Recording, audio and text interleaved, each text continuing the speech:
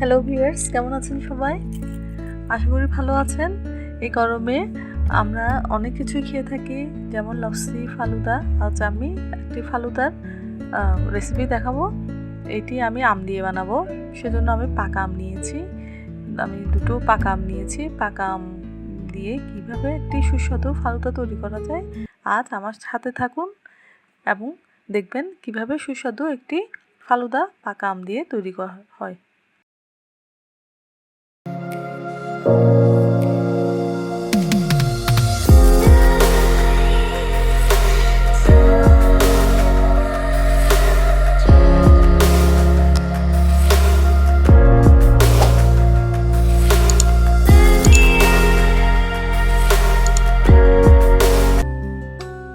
এই জন্য পাকা আমগুলো প্রথমে ভালোভাবে ধুয়ে আমি কেটে নেব।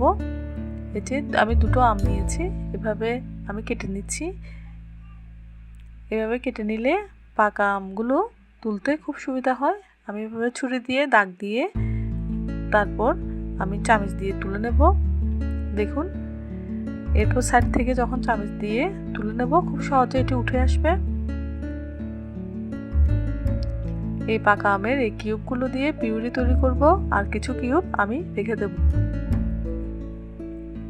এখন আমি এগুলো ব্লেন্ডারে আগে পিউরি তৈরি করব কিছু পাকা আম দিয়ে। এগুলো ভালোভাবে আমি ব্লেন্ড করে নেব। শুধু পাকা আমই দেব, আর চিনি দেওয়ার দরকার নেই। এই দেখুন, পিউরি তৈরি হয়ে গেল। এই পিউরিগুলো আমি এক সাইড করে তুলে রাখবো। এরপর আমি ফালুদা বানানোর জন্য 1 লিটার দুধ নিয়েছি। এই দুধকে ভালোভাবে ঘন করে জাল দিতে হবে, এবং যদি সর জমে যায় সাইডে, সরগুলোও তুলে নিতে হবে এভাবে, যাতে ফালুদা তৈরি করার সময় মুখে না লাগে। সেজন্য সর থাকা যাবে না। এভাবে চামচ দিয়ে একটু ঘন ঘন করে নাড়তে হবে সাইড থেকে, যাতে সরগুলো না জমে। প্রায় 1 লিটার দুধকে আধা লিটার করে নেব এভাবে জাল দিয়ে যখন ঘন হবে। এবং শেষ পর্যায়ে আমি এর সাথে চিনি মিক্স করব। চিনি খুব সামান্য পরিমাণেই লাগবে, ধরেন 2 চামচ পরিমাণ চিনি দিয়ে এই দুধগুলো জাল দিলে হবে।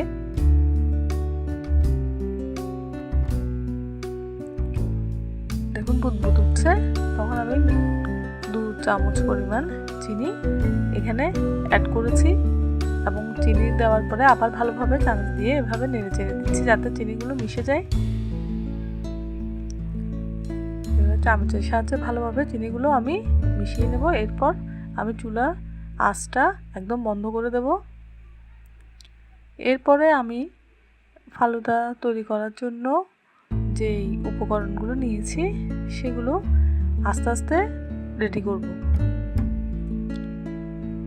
আমার ফালুদার জন্য আমের পিউরি এবং দুধ তৈরি হয়ে গেছে।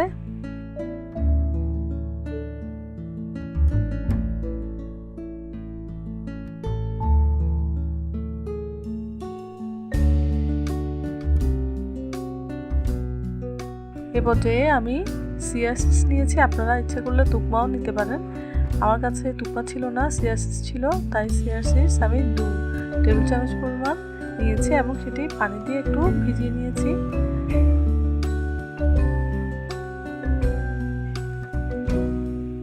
একটু অল্প পানি দিয়ে ভিজিয়ে রাখলে চিয়া সিডসগুলো নরম হয়ে আসবে। এরপরে আমি কিছু নুডলস নিয়েছি, যে কোনো নুডলস ইউজ করতে পারেন। তার উপরে আমি গরম পানি দিয়েছি, এবং গরম পানি দেওয়াতে নুডলসগুলো সিদ্ধ হয়ে যাবে কিছুক্ষণ রাখিয়ে দেওয়ার পরে। এরপর আমি ঠান্ডা পানি দিয়ে এগুলো ধুয়ে নেব, তারপর পানি ঝরিয়ে নেব। দেখুন, নুডলসগুলো কি সুন্দর সিদ্ধ হয়েছে।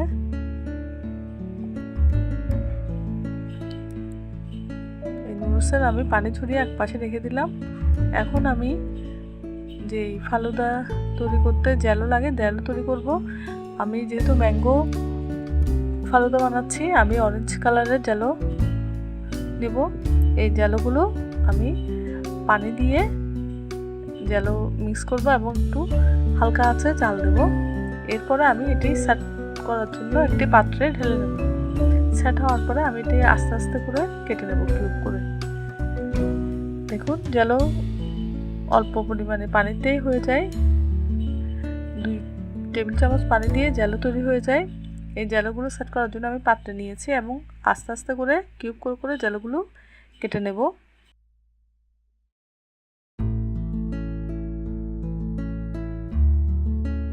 এ পর্যায়ে আমি ফালুদাগুলো সাজানোর জন্য প্রথমে আমি মিল্ক যে পিউরি করেছি সেগুলোর সাথে দুধ মিশাবো এবং মিশিয়ে একটি মিল্কশেক তৈরি করব আম আর দুধ দিয়ে।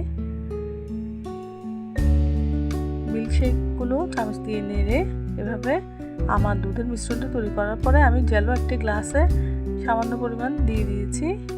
এরপরে আমি দিলাম চিয়া সিডস, তারপরে আমি কিছু কাঠবাদাম কুচি কুচি করে এভাবে কেটে নিব, এগুলো দিয়েছি। কাঠবাদাম দেওয়ার পরে এরপর আমি কিছু ম্যাঙ্গো পিউরি রেখে দিয়েছিলাম সেগুলো দিয়েছি। এরপর আমি যেই মিল্কশেকটা বানিয়েছি ম্যাঙ্গো পিউরি দিয়ে সেটা দিলাম। দেওয়ার পরে চামচ দিয়ে একটু ভালোভাবে নেড়ে চেড়ে দিলাম যাতে সব উপকরণ মিক্সড হয়ে যায়। এরপর আমি নুডলসগুলো উপর দিয়ে ছড়িয়ে দিলাম, সেদ্ধ করা নুডলস। এরপর আবার আমি কিউব করে রাখা কিছু আম তার উপরে দিয়ে দিলাম এবং আইসক্রিম দিলাম।